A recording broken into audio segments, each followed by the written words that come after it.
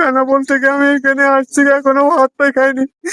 বাংলাদেশ ভারত সীমান্তে ভারতীয় সীমান্তরক্ষী বাহিনীর পুশিং চেষ্টার কারণে সীমান্ত পরিস্থিতি দিনকে দিন মারাত্মক উত্তপ্ত হয়ে উঠছে। গত কয়েকদিনে দেশের ২৬টি সীমান্তবর্তী জেলার প্রায় ৭০টি ঝুঁকিপূর্ণ পয়েন্ট দিয়ে দফায় দফায় বাংলাদেশে অনুপ্রবেশ করানোর চেষ্টা চালানো হয়। তবে বিজিবি সর্বোচ্চ সতর্ক অবস্থানে থেকে স্থানীয়দের সহায়তায় এসব চেষ্টা প্রতিহত করলেও নোম্যান্স ল্যান্ডে নারী ও শিশুসহ বহু মানুষের আটকে থাকার খবর পাওয়া যাচ্ছে। আইনি প্রক্রিয়া ছাড়াই ভারতের অভ্যন্তর থেকে একতরফাভাবে এই পুশিংয়ের ঘটনাকে কেন্দ্র করে দুই দেশের কূটনৈতিক মহলেও তৈরি হয়েছে তীব্র টানাপোড়েন।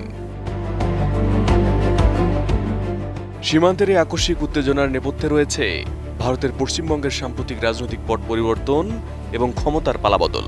রাজ্যে বিজেপি ক্ষমতায় আসার পর মুখ্যমন্ত্রী Suvendu Adhikari detect, delete and report অর্থাৎ শনাক্ত ভোটার তালিকা থেকে বাদ এবং বহিষ্কার নীতি ঘোষণা করেছেন। উন্নত মানের কাঁচামাল আরআইএল অ্যাঙ্গেল এন্ড চ্যানেল, এখন কাঠের দিন শেষ, আরআইএল এর বাংলাদেশ। এই নতুন প্রশাসনিক নির্দেশের পর থেকে পশ্চিমবঙ্গ জুড়ে বসবাসরত বাংলাভাষী মুসলিমদের টার্গেট করে ব্যাপক অভিযান শুরু করেছে পুলিশ ও স্থানীয় প্রশাসন।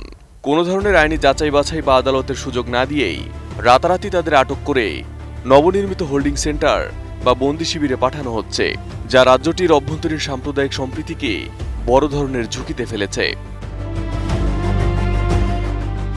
রাজ্যটিতে প্রায় ২৭% মুসলিম নাগরিক রয়েছেন।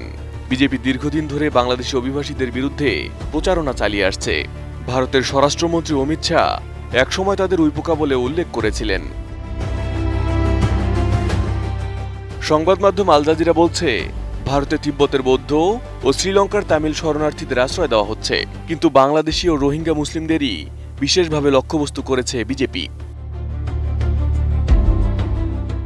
মানবাধিকার কর্মী তিস্তা সেতালভাদ আল জাজিরাকে বলেন, সরকার পূর্ব ধারণা ও রাজনৈতিক প্রচারণার ভিত্তিতে একটি নির্দিষ্ট সম্প্রদায়কে টার্গেট করছে। পুলিশ অনেককে ইচ্ছামতো ধরে আটক কেন্দ্রে পাঠাচ্ছে এবং পণ্য সামগ্রীর মতো সীমান্তে ঠেলে দেওয়ার চেষ্টা করছে। বহু মানুষকে বেআইনিভাবে আটক রাখা হতে পারে বলেও আশঙ্কা করেন তিনি। এদিকে সীমান্তের এই অস্থিতিশীল পরিস্থিতি নিয়ে কড়া অবস্থান নিয়েছে ঢাকা।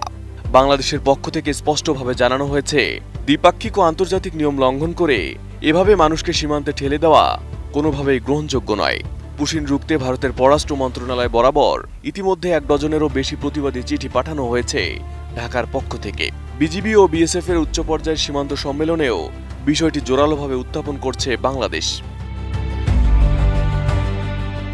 কূটনৈতিক বিশেষজ্ঞরা মনে করছেন, ২০২৪ সালে বাংলাদেশে সরকার পরিবর্তনের পর এমনিতে ঢাকা দিল্লির সম্পর্কে এক ধরনের শীতলতা চলছে।